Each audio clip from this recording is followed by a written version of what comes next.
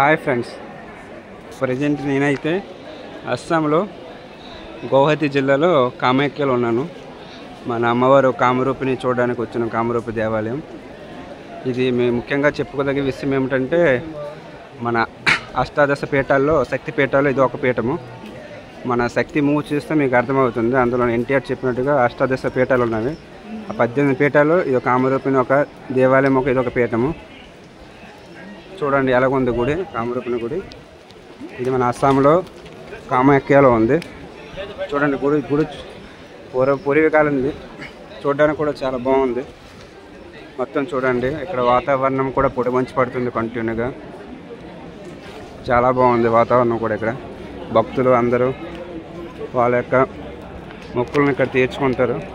ఎవరికి ఏ కష్టమన్నా ఆ అమ్మవారు తమ యొక్క కష్టాలను నెరవేరుస్తుంది. చూడండి ఇక్కడ మొత్తం ఎలా ఉందో.